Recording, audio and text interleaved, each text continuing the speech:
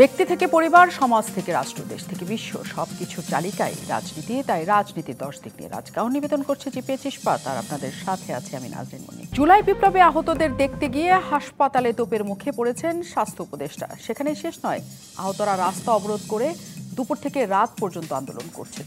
অন্যদিকে নিষিদ্ধ প্লাস্টিক তৈরির কারখানায় অভিযানে গিয়েও শ্রমিকদের একরকম হেনস্থার শিকার হয়েছেন বন এবং পরিবেশ মন্ত্রণালয়ের কর্মকর্তারা। পরে সেনাবাহিনী সহ আইনশৃঙ্খলা বাহিনীর সদস্যরা তাদেরকে উদ্ধার করেন।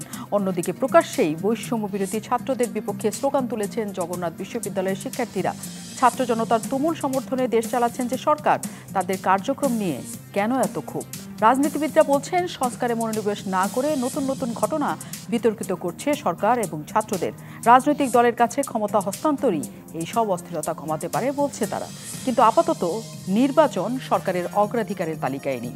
অন্তর্বর্তী সরকারের কার্যক্রম মনোনীত হচ্ছে না বৈষম্য বিরোধী ছাত্র আন্দোলন সহ নাগরিক কমিটির কাছে।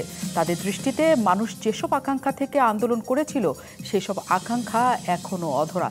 যে কোনো ইস্যুতে অন্তর্বর্তী সরকারের তৎপরতা খুবই মন্থর এবং ধীরগতির। অন্যদিকে রাজনৈতিক দলগুলো সংস্কারের নিয়ে প্রশ্ন তুলতে শুরু করেছেন। তাদের কাছেও সরকারের সংস্কার কার্যক্রম তেমন দৃশ্যমান হচ্ছে না।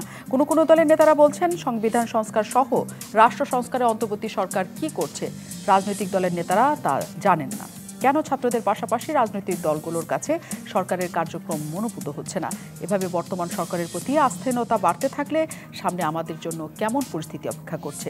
সরকারকে অসহযোগিতা নতুন সংকট তৈরি করবে কিনা, এ নিয়ে আলোচনায় আজ রাজকাহন স্টুডিওতে আছেন ঢাকা বিশ্ববিদ্যালয়ের রাষ্ট্রবিজ্ঞান বিভাগের সাবেক অধ্যাপক এবং রাষ্ট্রবিজ্ঞানী ডক্টর আতাউর রহমান। আছেন আমাদের সাথে নির্বাচন ব্যবস্থা সংস্কার কমিশনের সদস্য ডাক্তার জাহিদুর রহমান এবং আছেন আমাদের সাথে দৈনিক যুগান্তরের সিনিয়র সহকারী সম্পাদক মাহবুব কামাল। দর্শক, আপনারা আছেন নিশ্চয়ই আমাদের সাথে এই আলোচনাতে। আজকে রাজনীতিবিদদের বাইরে আমরা একটা আলোচনা করতে চাই। অনেক ধন্যবাদ অতিথি যারা আমাদের সাথে যুক্ত হয়েছেন। আমি শুরু করতে চাই মাহবুব কামালকে দিয়ে। অনেক ধন্যবাদ আমাদের সাথে যুক্ত হওয়ার জন্য।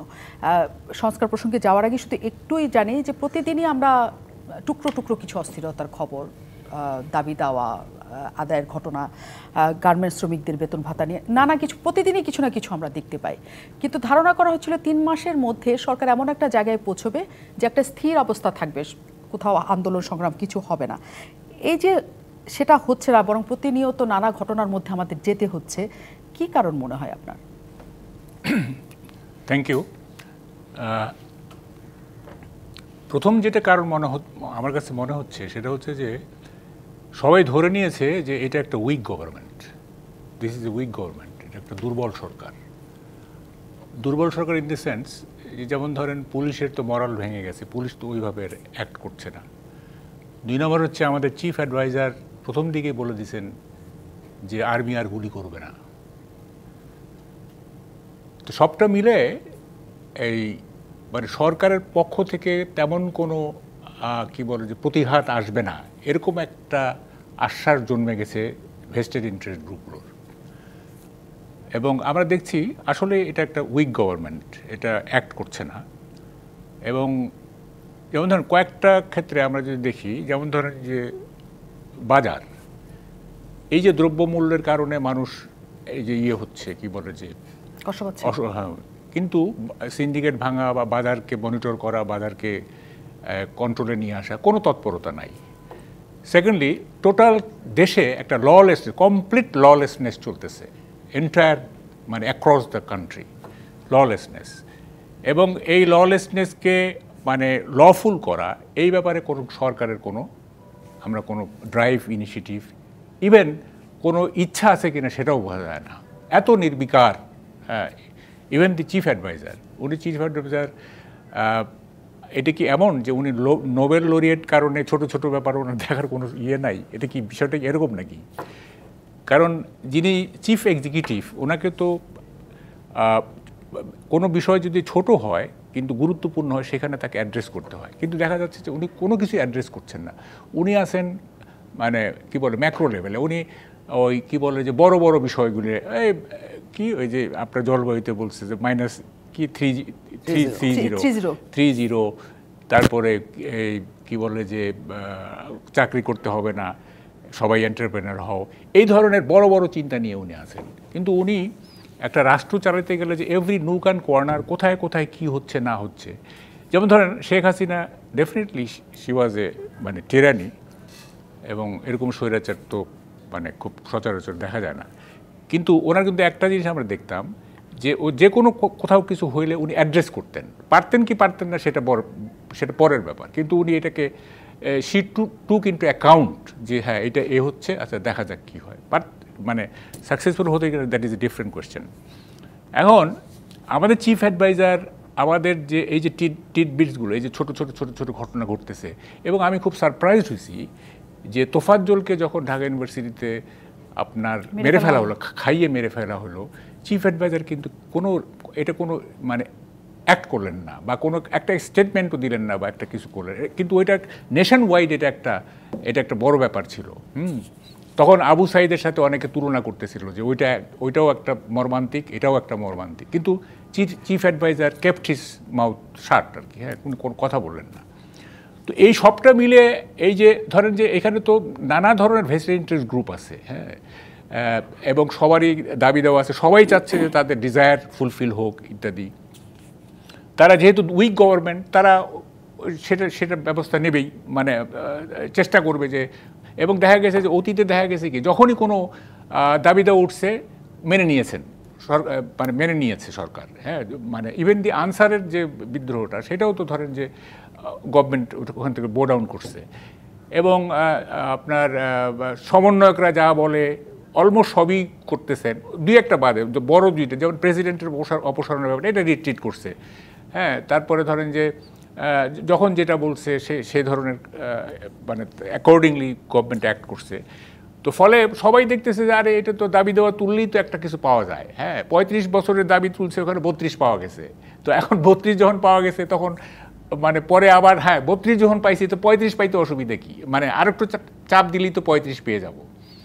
তো এই যে মানে অথরিটি এস্টাবলিশ না করা, এবং কেন এই গভর্নমেন্ট অথরিটি এস্টাবলিশ করতে অ্যাসার্ট করতে কেন পারছেন না, এইটা আমার কাছে একটু রহস্যজনক মনে হয়। এটা কি এমন যে চিফ অ্যাডভাইজার বলছিলেন যে ছাত্ররা আমার নিয়োগকর্তা, ফলে উনি এক ধরনের মানে এটাকে কি বলে, এক ধরনের প্যারাসাইট, যে ছাত্ররা না হইলে উনি আর পারতেন না, উনি আর চিফ অ্যাডভাইজার হইতে পারতেন না, ওরা ছাত্ররা চেয়েছেন বলে উনি হয়েছেন। আত্মসমর্পণের ইয়ে আছে কিনা না, এক ধরনের তো মানে ছাত্ররা আমার নিয়োগকর্তা মানে কি, আপনি তো আপনার সত্তা বন্ধক রাখছেন ছাত্রদের কাছে, তাই না? আপনার ওটা বলার দরকার নেই তো, আপনি একটা অভ্যুত্থানের মধ্য দিয়ে আসছেন, কতগুলি দেখেন কতগুলি আমাদের কি হচ্ছে এখন, কি হচ্ছে সব নন ইস্যুকে ইস্যু করা হচ্ছে, একেবারে কোনো ইস্যু না এগুলো, কিন্তু সেগুলো ইস্যু হয়ে যাচ্ছে। হ্যাঁ, যেমন ধরেন যে এই যে আমাদের মাহফুজ আলম সাহেব, হ্যাঁ, উনি বঙ্গভবন থেকে বঙ্গবন্ধুর ছবি উনি যে কনস্টিটিউশনের আন্ডারে উনি শপথ নিলেন, সেই কনস্টিটিউশনকে ভায়োলেট করে, যেহেতু father of the nation constitution,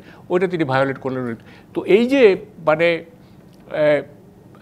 যে যেভাবে পারতেছে, যে যেভাবে ইয়ে করতেছে, কোনো আইন নাই, কানুন নাই, এবং নানা জায়গা থেকে ইস্যু তৈরি হচ্ছে। একটা অভ্যুত্থানের সরকার, হ্যাঁ ঠিক আছে, অভ্যুত্থান যেহেতু সেখানে সব আইন মানা যাবে না, এটা ঠিক আছে, but 3 months have passed away, এবং 3 মাস পরে তো কিছু আইন তো একদম, আমরা সেটাই বলছি যে এতদিনে একটু স্থির জায়গায় আসা উচিত ছিল। এবং ডাক্তার জাহিদুর, ধন্যবাদ আপনাকে মাহবুব কামাল। ডাক্তার জাহিদুর রহমানের কাছে আমি আসি। এই সরকার আসলে ছাত্র জনতা দ্বারা নির্বাচিত সরকার সবসময়ের জন্য বলা হয়, কারণ অভ্যুত্থানের মাধ্যমে সকলের সমর্থনে এই সরকার বসেছে। কারণ এই সরকার বসার পর কারোর কাছ থেকে আমরা শুনি নাই যে কে বসলো, বা রাজনৈতিক দলগুলোও কোনো রকমের ইয়ে করা নাই, এবং সফল করার জন্য সবাই একসাথে কাজ করেছে। কাজে সকলের কাছ থেকে সমর্থন পাওয়াটাই এই সরকারের সবচেয়ে বেশি কাজ ছিল। কিন্তু এই যে আমরা যা কিছু দেখছি ছোট ছোট ছোট ছোট, যেগুলো আবার বড় হচ্ছে, এগুলো কি সরকারের প্রতি এক ধরনের অনাস্থার ফলে হচ্ছে? মাহবুব ভাই যেমন বলছেন এটা একটা সরকার, দুর্বল সরকার মনে করছে, এই কারণে হচ্ছে, নাকি অন্য মানে কি কারণ? 3 মাস পরেও কেন এই অবস্থায় দেশ? ধন্যবাদ। 3 মাস পরেও কেন হচ্ছে আসবো আমি। মাহবুব কামাল ভাই দু একটা জিনিস একটু অ্যাড্রেস করতে চাই। কমপ্লিট ললেসনেস নাকি বাংলাদেশে আছে, মানে আমি একটু পরে ওনার কাছে যখন যাবেন আমি প্রশ্নটা করে রাখি, কমপ্লিট ললেসনেসের জন্য ওনার জীবনে কি কি ডিসরাপশন হয়েছে এখন পর্যন্ত এই 3 মাসে, এটা আমি একটু জানতে চাই। বাংলাদেশ না, আমি রাদার আমার পারসেপশন পাল্টে গেছে। বাংলাদেশে 3 দিন সরকার ছিল না, ওই 3 দিনও কোনো কমপ্লিট ললেসনেস ছিল না।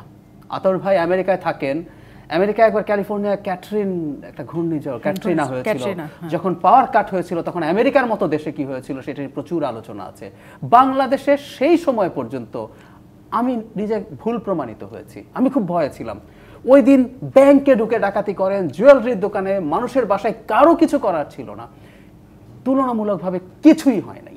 দু একটা হামলা, কিছু ডাকাতি হয়েছে, অন্যায় সেটা হচ্ছে আওয়ামী লীগের উপরে হয়েছে কিছু কিছু ক্ষেত্রে, এর বাইরে তো কিছুই হয় নাই। ললেসনেস ওই সময়ই ছিল না। আচ্ছা, আমরা একটা জিনিস একটু মনে রাখা দরকার।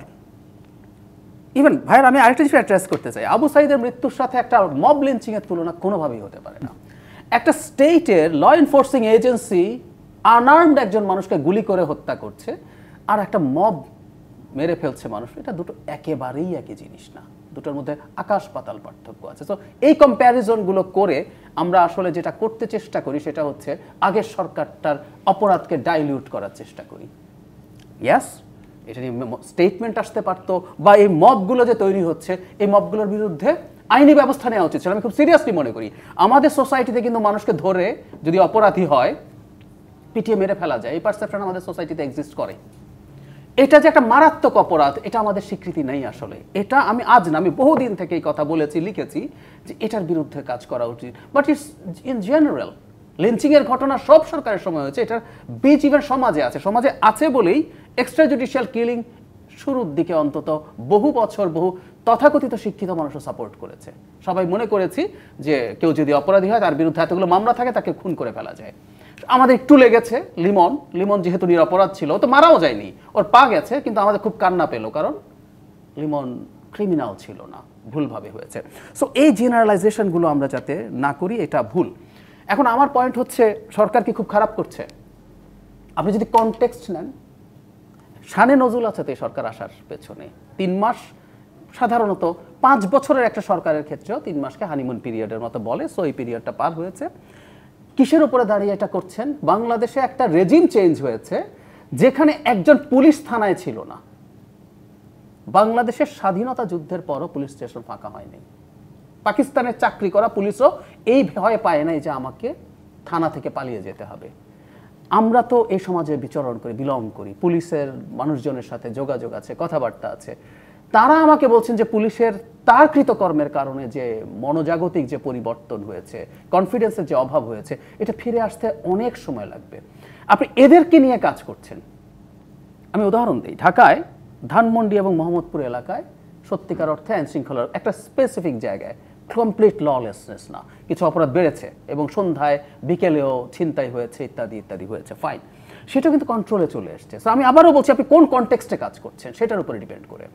আমি বেশ কয়েকজন উপদেষ্টার সাথে ব্যক্তিগতভাবে কথা হয়েছে আমার। আমি যেটা হয়, ওনারা অনেকেই আমাদের পূর্ব পরিচিত মানুষ, ওনারা অর্ডার দিচ্ছেন, সে অর্ডার পালিত হচ্ছে না। এখন খেয়াল করি এই যে আমলাতন্ত্র, এই আমলাতন্ত্র কিভাবে তৈরি হয়েছে, কিভাবে এটাকে পলিটিসাইজ করা হয়েছে, কিভাবে সেই মানুষগুলোকে উপরে তুলে আনা হয়েছে যারা যে কোনো আদেশ তামিল করত, তাদেরকে নিয়ে কাজ করতে প্রবলেম আছে। মূল্যর কথা বলছে, আমার অর্থনীতির বেসিক ধারণা রাখি বলে আমরা দেখাতে পারি, এই যে ডিজাস্টার হয়েছে, এই যে ইনফ্লেশন হচ্ছে, যে পরিমাণ হাই পাওয়ার্ড মানি বলে, আপনি যখন টাকা ছাপান, যে পরিমাণ টাকা আপনি ছাপিয়েছেন, এই টাকার ইনফ্লেশনের মাসুল আপনাকে বেশ কিছুদিন দিতে হবে। ইভেন আপনি যেসব স্টেপস নিচ্ছেন, পলিসি ইন্টারেস্ট রেট যে বাড়াচ্ছেন, এটার ইম্প্যাক্ট পেতে কয়েক মাস সময় লাগবে। সরকারের ব্যর্থতা অন্য জায়গায়। সুতরাং সরকার কেন ব্যবস্থা নিতে পারছে না, দাম কমছে না, এগুলো বলা যায়, কিন্তু সরকারের ব্যর্থতা অন্য একটা জায়গায় আছে বলে আমি মনে করি। সেটা আমি অলরেডি কথা বলেছি। সেটা হলো, যখন এরকম ইনফ্লেশন হচ্ছে, আলু 70 টাকা হয়ে যায়, চালের দাম 5 টাকা করে প্রতি মোটা চালের দাম বাড়ে, গরিব মানুষের সংকট হয়। আপনি কিন্তু এদেরকে প্রচুর সাবসিডাইজড প্রাইসে, কিন্তু এখানে ডাক্তার জাহিদুর রহমান একটা প্রশ্ন রেখে আমি একটু যাই, কারণ আমার বিরতিতে যেতে হবে। সেটা হচ্ছে, সমস্ত কিছুর জন্য সরকারকে সময় দিতে হবে, তাদের হানিমুন পিরিয়ড কেটেছে, 3 মাস পার হয়েছে, এটা আমরা জানি।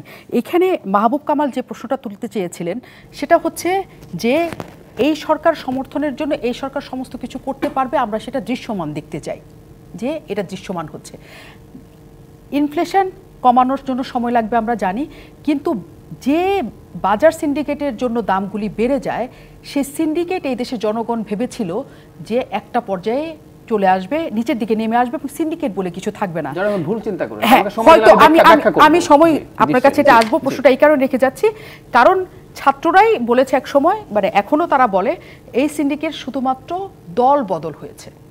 কিন্তু এই দেশের মানুষ তো এই সরকার কাছে চেয়েছে যে এই দেশে কোনো সিন্ডিকেট থাকবে না, এই দেশে এমন সংস্কার হবে যে সাধারণ মানুষ যা ক্ষেতের থেকে আনে তার থেকে কিছুটা বেশি দিয়ে সেটা কিনবে, কয়েক গুণ বেশি দিয়ে না। সেই জায়গাটা কেন আসলো না সেটাই হচ্ছে প্রশ্ন। আমি এই উত্তর নিতে ডক্টর জাহিদুর রহমান আপনার কাছ থেকে অনুমতি নিয়ে আমি পরবর্তী অতিথির কাছে যাচ্ছি। ডক্টর আতাউর রহমান আছেন আমাদের সাথে, তিনি রাষ্ট্রবিজ্ঞানী।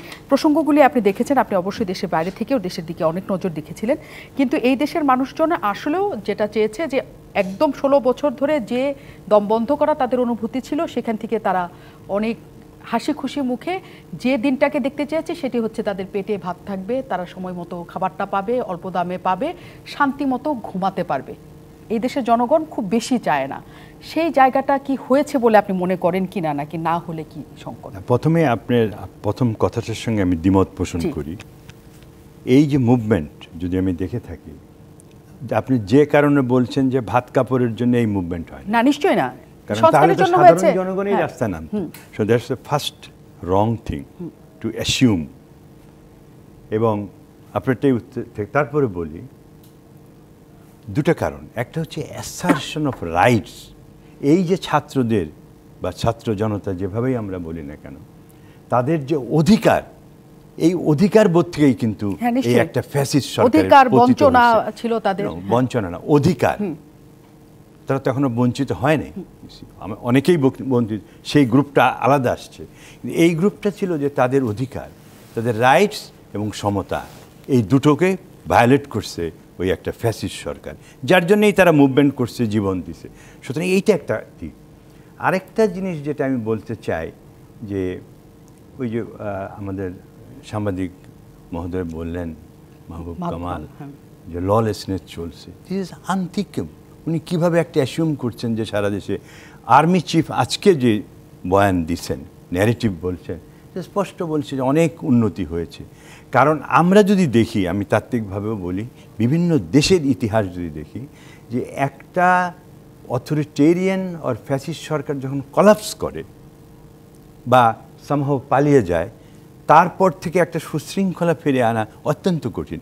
আমি নিজে is a consultant to the middle east countries in a post conflict society. So we had a conflict. তার পরবর্তী একটা সমাজ আমরা দেখছি এবং একটা গ্রুপ দেখছি যারা জীবন দিয়েছে, যারা আত্মত্যাগ করছে, তারা এখনও উন্ডেড। তারা তো বলতেই পারে, আমিও তো নিজের থেকে তাই বলতাম যে ওই উপদেশটাকে সরাইতে হবে, বিকজ হি ওয়াজ নট, সে কোনো মতেই মানে ছাত্রদের বা উন্ডেড পিপুলের অ্যাসপিরেশন বা রাইটস রক্ষা করতে পারছে না, তাদের চিকিৎসা ঠিক মতো দিতে পারছে না। So it's a very emotional thing, they can do it. আমি তো মনে করি আমি যদি হতাম, 4 জনই অর্ডার দিতাম যে go and listen to, this is the model this গভর্নমেন্টের কাছে আমরা এক্সপেক্ট করি। সুতরাং এখানে একটু আপনারা যেটা আগের আন্দোলনের মতো করলে চলবে না, যে আমরা গণতন্ত্র, ভোট দিছি, আমাদের খাওয়া পড়ার ভাত দিতেছে না। এটা আসবে, এটা হবে যে for sustain of this government, এই গভর্নমেন্টকে যদি আরও এগিয়ে যেতে হয়, তাহলে জনগণের ভাত কাপড়ের বন্দোবস্তও ঠিক করতে হবে, ইনফ্লেশন কন্ট্রোল করতে হবে। আমি আপনাকে জাস্ট আমেরিকার একটা উদাহরণ দিই। বাইডেন তো জনগণের সমর্থনে আসছিল, কন্টিনিউয়াস 4 বছর high inflation, he was trying, he could not manage it, because inflation তো একটা সরকারের হাতে সব কিছু থাকে না। প্লাস তাহলে আপনাকে রিজিম কন্ট্রোল চায়নার মতো হতে হবে। We have not that model. এবং আমি আপনাকে বলি, যদি এই সরকার না পতন হতো, হাসিনা সরকার, তাহলে এই ইনফ্লেশন এবং আদার ভারেই পতিত হতো। সুতরাং এটা এক্সপেডাইটেড হয়েছে because of the student. So মনে করেন না যে আমরা সার্ভাইভ করতে পারতাম more, economic condition was really bad. সেটাই আমি এবং তখনও ছিল।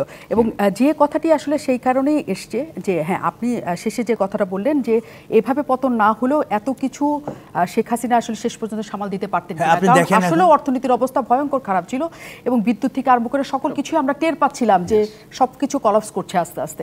কিন্তু এই দেশের জনগণ তো অবশ্যই যখন একটা বিপ্লবের মাধ্যমে, অভ্যুত্থানের মাধ্যমে একটা সরকারকে বসায়, তার কাছে একটা নির্বাচিত সরকারের চেয়ে বেশি আশা থাকে। কারণ রাজনৈতিক দলগুলো যা করতে পারে বা পারে না, একটা এই সরকার তার চেয়ে অনেক বেশি পারে বলে তারা মনে করেন। কাজে সেই আশাটার জায়গা আসলে পূরণ হচ্ছে কিনা। আমি একটু বিরতির পর ফিরছি। অনেক ধন্যবাদ দর্শক আমাদের সাথে যুক্ত যুক্ত থাকার জন্য। মাহবুব কামাল আমাদের সাথে আছেন, সিনিয়র সহকারী সম্পাদক দৈনিক যুগান্তর, এবং দুজনেই আসলে মাহবুব কামাল বলেছেন যে কমপ্লিটলি ললেস বলে কিছু নাই এই দেশে, অনেকখানি সেটা কন্ট্রোল করা সম্ভব হয়েছে, যে অবস্থায় ছিল তার চেয়ে বেশি। এবং যে ঘটনাগুলি ঘটছে সেই ঘটনাগুলোর পেছনে একটা মন্থর গতি আছে, কিন্তু সবাই চেষ্টা করছে তাদের মতো করে। এর বাইরে আপনার কাছে এই প্রসঙ্গে অন্তত কিছু বলার আছে কিনা? কারণ সংস্কার কমিটি গঠন করার মাধ্যমে দেশ সংস্কারের দিকে চলে যাবে, আপনি সেই প্রসঙ্গ। আচ্ছা, প্রথমে আমি এই 3টা পয়েন্ট আমি একটু অ্যাড্রেস করি। অর্থনীতি নিয়ে যে সমস্ত কথা বলা হয়েছে এগুলি নিয়ে আমি কিছু বলবো না, কারণ দি সেইং গোজ ওয়ার দেয়ার আর 6 ইকোনমিস্ট দেয়ার আর 7 পয়েন্টস।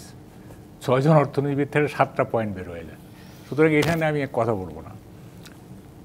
একটা হচ্ছে যে জাহেদ, সে আমার খুবই ক্লোজ, বললেন যে আবু সাইদের সাথে এই তোফাজ্জলের কি তুলনা হয় কিনা। ডেফিনেটলি তুলনা হয় না। কেন তুলনা হবে?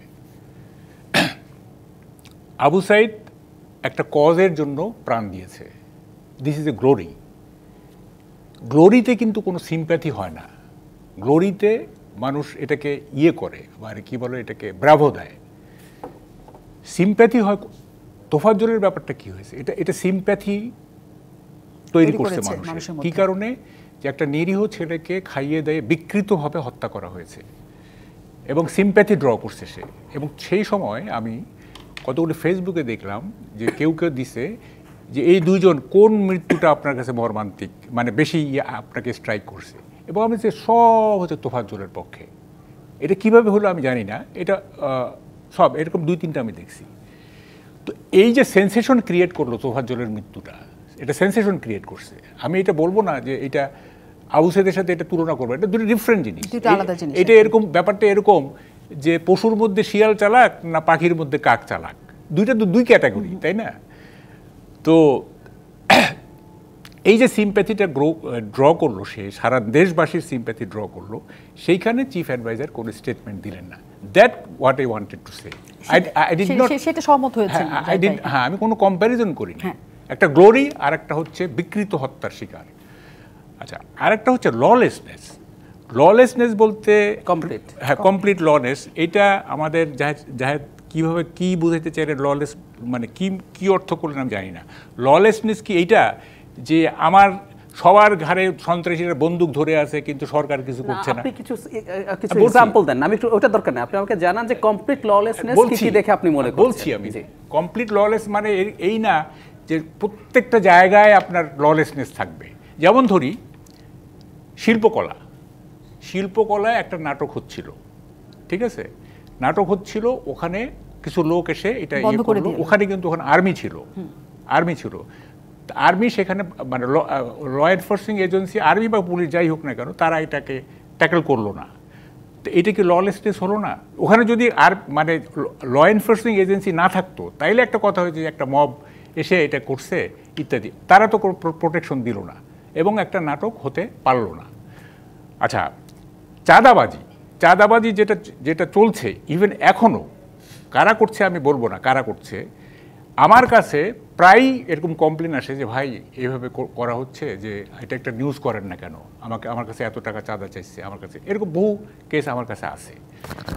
এবং আমার এলাকায় মানে সাইলেন্ট চাঁদাবাজি এখনও হচ্ছে, সাইলেন্ট চাঁদাবাজি। হ্যাঁ, তুমি এটা করছো, হ্যাঁ তুমি চাঁদা না দিলে তোমার এই হবে সেই হবে, হ্যাঁ। এবং এগুলি তাকে সেফগার্ড করার মতো কেউ নাই। তাকে সে যে ল এনফোর্সিং এজেন্সির যে একটা পাবে, সাপোর্ট পাবে, সে পাচ্ছে না। আচ্ছা, তারপরে ওই যে সেদিন একটা বিষয় দেখলাম যে এক মেয়ে কান্নাকাটি করতেছে ভিডিওতে, যে সে জাতীয় সঙ্গীত গাইছে এবং তাকে হত্যার হুমকি দেওয়া হয়েছে, হ্যাঁ। এবং সে বলতেছে আমি কোথায় যাব, হ্যাঁ, আমি ভিডিওতে দেখলাম আর কি, আমি কোথায় যাব, আমি কি জাতীয় সঙ্গীত গাইতে পারবো না, আমাকে থ্রেট করা হচ্ছে। তো এই যে মানে সে যে ইনসিকিউর ফিল করতেছে এবং তার পক্ষে যে কেউ নাই, এটি তো ললেসনেস। তার পক্ষে যে কেউ নাই এবং সে মনে করতেছে যে তাকে মেরে ফেলা হবে, হ্যাঁ, কান্নাকাটি করতে। কিন্তু সেটা উত্তর দিয়েছে যে একটা ধ্বংস হয়ে যাওয়া পুলিশ বাহিনীকে নিয়ে কাজ করার হেতু এমন পরিস্থিতি তৈরি হতে পারে। না, আমি বলছি যে তাহলে এটা উত্তরই নেই। আমি কার্যকর এই পয়েন্টের উত্তরই নেই, একটা করে শেষ করি। হ্যাঁ, জাহিদ ভাই বলেন। একটা করে। মানে চাঁদাবাজি যদি কমপ্লিট ললেসনেসের একটা সিম্পটম হয়, কথার কথা আমি তত্ত্বের খাতিরে ধরে নিলাম, তো আগের সরকারের সময় আরো বেশি ছিল, ওই সময় কমপ্লিট স্কয়ার ললেসনেস ছিল। হ্যাঁ, তার মানে তো আপনি আমরা খারাপের কি বলছি, ভালো হয়েছে না, না। স্কয়ার ছিল। 1 মিনিট, এটা না, তুলনা তো করা হচ্ছে না। দ্বিতীয় কথায় আসছি। দ্বিতীয় পয়েন্ট হচ্ছে একটা নাটক বন্ধ হয়েছে। মানে আমাদের একটা 18 কোটি মানুষের দেশে আমরা কি আসলে এক্সপেক্ট করি আমাদের এখানে কোনো প্রবলেম হবে না? আজকে এক না 5 বছর পর একটা সরকার যদি 5 বছর 3 মাস না 5 বছর পরও কি আমরা এক্সপেক্ট করি বাংলাদেশে চাঁদাবাজি হবে না? একটাও হবে না, একটা 5টা 10টা হলে হয়ে যাবে। আমরা কি এক্সপেক্ট করি আমাদের এখানে চাইলে বিচার? বাংলাদেশে আমরা সেই বাংলাদেশে ছিলাম যেখানে র্যাব একজন মানুষকে বিচার বহির্ভূত হত্যাকাণ্ড করেছে, একরামুল। অডিওতে আমরা শুনেছি, আর সব বাদ দেন, সেই পরিবার মামলা করতে পারে নাই। বিচার টিচার বহু দূরের কথা। 2700 মানুষকে খুন করা হয়েছে ঠান্ডা মাথায়। রাষ্ট্রীয় বাহিনী, আবারও বলছি, মাহবুব কালাম কিন্তু আমার ওই পয়েন্টটা ধরতে পারেননি। সিম্প্যাথির প্রশ্ন না, আমি আপনাকে খুন করা আর আপনাকে একটা রাষ্ট্রীয় বাহিনী খুন করার মধ্যে আকাশ পাতাল পার্থক্য আছে। কারণ একটা স্টেটের বাহিনীর আইন আছে, তার নানান রকম স্ট্যান্ডার্ড মেনটেন করে করতে। একটা পেটি ক্রাইমের সাথে, একটা পেটি খুনের সাথে ওই খুনের কোনো তুলনাই চলে না। উনি বলছেন কেউ কেউ তুলনা করছেন। এখন তার ফেসবুকে যদি কেউ কেউ এটাকে বেশি মর্মান্তিক বলে, সেখানে একটা তথ্য হচ্ছে ফেসবুক কতগুলো ইকো চেম্বার তৈরি করে। আপনি যাদের সাথে ইন্টারঅ্যাক্ট করেন, আপনার লাইক মাইন্ডেড, আপনার আফসোস আগেই ভালো ছিল। কিন্তু এখানে একটা কথা আমি যোগ করতে চাই ডাক্তার জাহিদুর রহমান, সেটা হচ্ছে ওই সময়টাতে মব জাস্টিস ভয়ঙ্কর আকার ধারণ করেছিল দেশে, এবং এই মোফাজ্জলের এই মৃত্যুটার পরে ওইটা কিন্তু কমেছিল। কারণ যখন তখন যাকে তাকে ছাত্রলীগের এদের মেরে ফেলা দেখেছি আমরা। হ্যাঁ, আমরা জানি যে পরবর্তীতে প্রতিহিংসা পরায়ণ অনেকে করেছে, কিন্তু ওইটা খুব এত ঘন ঘন ঘটছিল ঘটনাটা, এবং তার এগেনস্টে আসলে কোনো কিছু আমরা চাক্ষুষ দেখতে পাচ্ছিলাম না। যখন মোফাজ্জলের মৃত্যু এবং তারপরে কয়েকজন ছাত্রকে গ্রেফতার করা হলো তোফাজ্জলের মৃত্যুর পর, তারপরে কিন্তু আমরা দেখলাম এটা কমে গেছে। আমার ধারণা মাহবুব কামাল ভাই সেটাই বলেছেন যে যখন আসলে লটা কাজ করে একদম ফ্রুটফুলি, তখন ওটা কমে যায় ঘটনাটা। খুব সিম্পল একটা কথা বলি, মানে পৃথিবীর সবচেয়ে সুন্দর আইনের শাসনের দেশগুলোতেও কিছু ক্রাইম, অনেক ক্রাইম হয়। ডাজ ইট মিন এটা কমপ্লিট ললেসনেস? আমি ওই শব্দটা নিয়ে বলছি, মানে কমপ্লিট ললেস মানে কথা বলছেন দেশের ওই জায়গা না। আমি এই অপরাধ হচ্ছে, সমস্যা হচ্ছে, চাঁদাবাজি হচ্ছে, আই এগ্রি, এগুলো কন্ট্রোল করতে হবে সরকারকে, এগুলো সরকারের কাজ, সার্ভিস ডেলিভারি করা সরকারের কাজ, কিন্তু জাস্ট এটাকে ওইভাবে দেখবো। কিন্তু উনি না না, এখানে আমি একটু বলি, এই না না একটু এই জায়গায় একটা ব্যাপার আছে, সেটা হচ্ছে যে জাহেদ সাহেব ওটা গত রেজিমের সাথে তুলনা করছে। গত রেজিমের সাথে তুলনাতে কিছুই হয় না। না করব করার কারণ আছে, করার কারণ আছে। তো আমি কি ইউটোপিয়ান চিন্তা করব বাংলাদেশ এই শেখ হাসিনা যাওয়ার পর স্বর্গ হয়ে যাবে? আমরা দোজখের যদি সর্বনিম্ন স্তরে ছিলাম, তাই হয় আমরা দোজখের 2 স্টেপ উপরে উঠবো, 3 স্টেপ উপরে উঠবো, তারপর একদিন পৃথিবীর স্ট্যান্ডার্ডে যাব, তারপর বেহেশতের ফার্স্ট স্টেপ, থার্ড স্টেপ, এভাবে উঠতে থাকবো। So it's A gradual process. আমরা কেন এক্সপেক্ট করি একটা স্টেটে 18 কোটি মানুষের দেশ, ব্যুরোক্রেসি আছে, পুলিশ আছে, নানান কিছু, সব কিছু নিয়ে একটা মানুষ এসে ইয়াস গট সাম ম্যাজিক, উনি জাদু দেখিয়ে দেবেন, এই চিন্তা করাটার না না, এখানে আমরা কথা আছে, দাঁড়ান, কথাটা হচ্ছে যে এই যে গ্র্যাজুয়াল ডেভেলপমেন্টের কথা বলা হচ্ছে না, আমি গ্রাফটা দেখতেছি যে গ্রাফটা কোন দিকে যাচ্ছে, এইটা কি ঊর্ধ্বমুখী না নিম্নমুখী, সেটা আমি দেখব। এখন যদি এরকম দেখা যায় তো যে হ্যাঁ গ্র্যাজুয়ালি আপনার ডেভেলপ করতেছে জিনিসগুলো, আমরা কতগুলি ক্ষেত্রে তো আমরা তো ডেটোরেট করতেছে দেখতেছি, তো ফলে আমরা গ্রাফ দেখে তো গ্র্যাজুয়াল ডেভেলপমেন্ট যে হবে এইটা গ্যারান্টিটা কোথায়? মানে সেটা আপনি দৃশ্যমান দেখছেন না যে গ্র্যাজুয়ালি আমরা উপরের দিকে উঠবো। আমি তাহলে ডক্টর আতাউর রহমানের কাছেই বলি যে এটা কি আসলে ক্রমান্বয়ে উপরের দিকে উঠছি বা স্থির হচ্ছে, এমন গ্রাফটার রাষ্ট্রবিজ্ঞানের ভাষা আসলে কি বলে, যে সেটাই কি স্থিরতার লক্ষণ, নাকি আসলে এর পেছনে পাশাপাশি আরো কিছু আছে? মাহবুব কামাল সাহেবের একটা কথার সঙ্গে বলি, উনি যদি আমেরিকায় বিভিন্ন কমিউনিটিতে যেয়ে থাকেন কোনোদিন, বা যান যদি, এখন এত ভায়োলেন্স চলছে, এত কিছু চলছে, পুলিশ দেয়ার, পুলিশ ইজ ডেটারিং, আইন ঠিক আছে, এবং একটা হাইলি অ্যাডমিনিস্ট্রেটেড আমেরিকা, তারপরেও এত ক্রাইমস হচ্ছে। সুতরাং crimes is inevitable in any society, and particularly এত কিছুর পরে উনি যদি থাকে আমরা একটা স্বর্গ বানায় দেবো ওনার জন্যে, আর উনি রিপোর্ট করবে, this is a wrong assumption. সুতরাং এটা হতে পারে না, এটা আমিও ভাবতে পারি না যে আমরা স্বর্গের রিপোর্ট করছি, আমরা স্বর্গের পথে যেতে পারি। যেমন আমি ইউনূস সাহেবের একটা কথা ভালো লাগে, যদিও উনি ধরেন গভর্নেন্স স্ট্রাকচারটা এখনও ঠিক করতে পারেন নাই, বিকজ উনি গতানুগতিক গভর্নেন্স স্ট্রাকচারের মধ্যেই নতুন কিছু, নতুন আইডিয়া দিতে চাচ্ছেন, এটা হবে না, সেটা আমি এগ্রি করি। যেমন উনি একটা মনে করছেন যে ক্যাবিনেট এতটুক করতে হবে, নাহলে আবার সব কিছু চলে যাবে, সব এটা হবে না। You open up you see make a bigger community but be effective. এইখানে আমি ডক্টর জাহিদের সঙ্গে একমত যে এইখানে expansion is not the problem, result is the problem. If you can produce result in any field. সুতরাং এই যে গতানুগতিক ব্যুরোক্রেসি, গতানুগতিক পুলিশ, আমি তো পুলিশের বিশ্বাস করেন ইংল্যান্ডে আমি বহু বছর ছিলাম, 5 বছর। ইংল্যান্ডে দেখছি ওরা তো কোনো অস্ত্রই নেই, but Scotland Yard is moving like hell and, people দেখলেই তাড়াতাড়ি পালায় যায়, যে না এখানে ক্রাইম করা যাবে না। সুতরাং এই মডেল তো উনি করছেন। আর্মি থাকুক বা না থাকুক, দুটো জিনিস, army is a deterrence but not কিল, যেটা যে প্রিভিয়াস রিজিমের মডেল ছিল যে শুট অ্যান্ড কিল।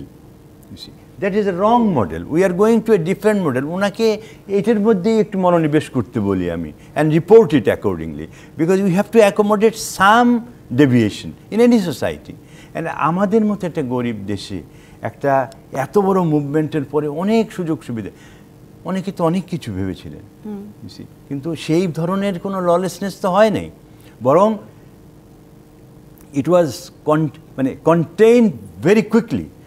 আমি মনে করি যেখানে গ্যাপসগুলো রয়েছে, একটা গ্যাপ হলো, আমি বেশি বলবো না, একটা গ্যাপ হলো যে professor Yunus he is a visionary but he is not a pragmatist or a good administrator. This is a wrong thing. ওনাকে এখন প্র্যাগমেটিস্ট তার ক্যাবিনেটে নিতে হবে। He can't alone everything and dictate everything. 2 number হচ্ছে দি মিলিটারি অথবা যেটা already in the field এবং police, they should be under his disposal in a way that they carry out the orders. যদি crime হয়, দে should either arrest him or just put him into, তাহলে ওটা চলে যাবে। আর যেটা লঙ্গার টার্ম বা মিডিয়াম টার্ম প্রসেস, সেটা হচ্ছে অ্যাসার্ট করতেই হবে। আপনি বিজনেসম্যানদের যেমন আগে করতো, it was purely incentive or incentive means corruption system, but এখন তো নেক্সাস অফ করাপশন নাই, এটা একটা প্রবলেম। আমি এখনই আসবো, আমি বিরতির পরেই আপনার কাছে আসছি, কারণ অনেক বক্তব্য আমাদের বাকি আছে। বিরতির পর অনেক ধন্যবাদ দর্শক, শেষ মুহূর্ত পর্যন্ত সাথে থাকার জন্য। আমরা খুবই ছোট্ট সময় পাবো, এটুকুর মধ্যে আমরা অতিথিদের কাছ থেকে জেনে নিচ্ছি শেষে তাদের বক্তব্য যা ছিল। মাহবুব কামাল কথা বলতে চাইছিলেন। জি মাহবুব কামাল। যেটা আমি বলতে চাচ্ছি সেটা হলো যে এই যে কম্প্যারিজনটা, আমেরিকা এই হয়ে সেই হয়ে, দেখেন লজিকে বলে comparison is a very bad way of coming to conclusion of A phenomena. এটা খুবই খারাপ। যেমন ধরেন পৃথিবীতে নিউমারাস ঘটনা ঘটে, অসংখ্য ঘটনা ঘটে। এখন আপনি চুজ অ্যান্ড পিক কী করতেছেন, আপনি কোনটা চুজ করতেছেন এবং কোনটা পিক করতেছেন, দ্যাট ম্যাটার্স। অসংখ্য ঘটনা আপনার সুবিধার জন্য আপনি চুজ করতেছেন, আপনি পিক করতেছেন, আবার আপনার অসুবিধার যেগুলি সেইটা আপনি চুজ করতেছেন না, পিক করতেছেন না। যেমন গত রেজিমে এক ধরনের চুজ অ্যান্ড পিক হয়েছে, এই রেজিমে এক ধরনের চুজ অ্যান্ড পিক হচ্ছে। হ্যাঁ, এই যেহেতু ঘটনার কোনো অভাব নাই, অসংখ্য ঘটনা ঘটতেছে। সো আমি কম্প্যারিজনে যেতে চাই না। গত রেজিম যে একটা ব্যর্থ রেজিম এবং এটা যে একটা টিরানি, এটা তো এস্টাবলিশড হয়ে গেছে। এটা নিয়ে তো আর কোনো বিতর্ক নাই, এটা নিয়ে কোনো বিতর্ক নেই। কিন্তু কথা হচ্ছে আমি যদি গত রেজিমের সাথে কম্প্যারিজন করে যে আমি করতে থাকি, তাহলে তো আপনি আগাইতে পারবেন না। আপনাকে ওটা ভুলে যেতে হবে, যে কী হয়েছে না হয়েছে আমি জানি না। হ্যাঁ, কথায় কথায় যদি আপনি স্বৈরাচার বলেন, স্বৈরাচার তো বলে ফেলছেন এবং সে তো মানে পতন হয়ে গেছে। কথায় কথায় স্বৈরাচার বইলা যদি আপনার কাজটাকে আপনি জাস্টিফাই করতে চান, হ্যাঁ, তাহলে তো এটা হলো না। This a very bad way. আপনি স্বৈরাচার আর বললেন না, আপনি কি করবেন, স্বৈরাচার আর আসবে না এখন, মানে কোনো সুযোগ নেই। ফলে আপনি কি করবেন সেইটা বলেন যে আমরা এই করতেছি। হ্যাঁ, তুলনা করার তো দরকার নাই। এখন ওই আমলে ধরেন 2000 এক্সট্রা জুডিশিয়াল কিলিং হয়েছে, ডাজ ইট জাস্টিফাই যে এই আমলে দুইটা এক্সট্রা জুডিশিয়াল কিলিং হবে? এটা কি জাস্টিফাই করে না। আমি বলছি না যে এক্সট্রা জুডিশিয়াল কিলিং হয়েছে, আমি বলছি না। যদি হয় তাহলে কি এটা জাস্টিফিকেশন হবে না তো। একদম আপনার কথাটা স্পষ্ট। আমি এই প্রসঙ্গে ডাক্তার জাহিদুর রহমানের কাছে জানতে চাই যে হ্যাঁ, তুলনা করে না, এই সরকার কি করতে পারে সেটা দিকেই সবাই তাকিয়ে আছে। কি করতে পারে সেটা স্পষ্ট দৃশ্যমান কিনা আপনার কাছে? আমি তুলনা না করলেও প্রিভিয়াস সরকারের যা করে গেছে একটু আলোচনা জরুরি। ওই যে বললাম আজকে সময় নেই, আলোচনা হয় আমি না করে বরং এই সরকার সামনে কি করবে যাতে জনগণের স্বস্তি। কেন প্রিভিয়াস এটা আনতে হবে? আমাদের ডলারের যে ক্রাইসিস, ওটা সাফারিং তো আমাদের এখনো চলছে।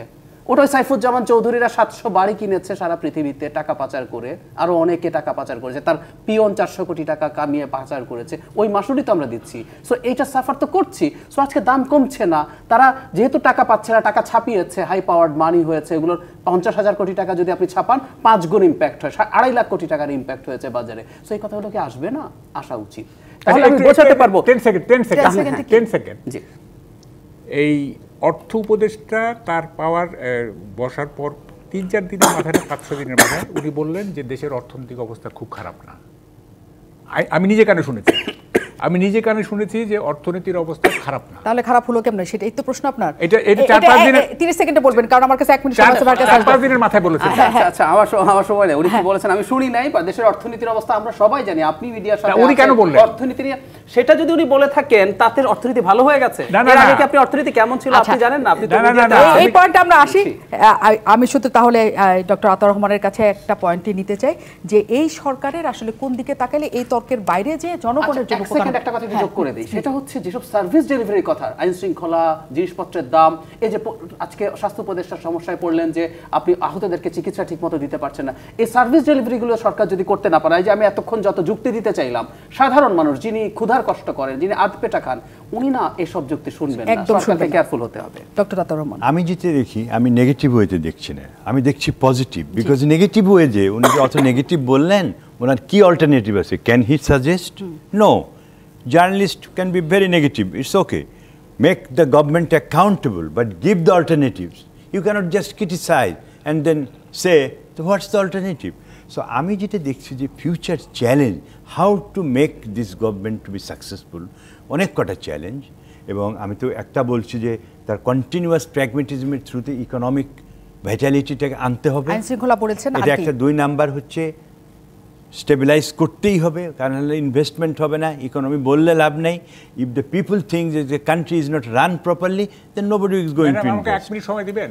অ্যান্ড দ্য থার্ড হলো যেটা আমি বলছি যে স্পিরিট অফ দিস, এটা যদি হারায় না যায়, দি স্পিরিট অফ দিস মুভমেন্ট, দি অভ্যুত্থান, এটা যাতে না হারায়।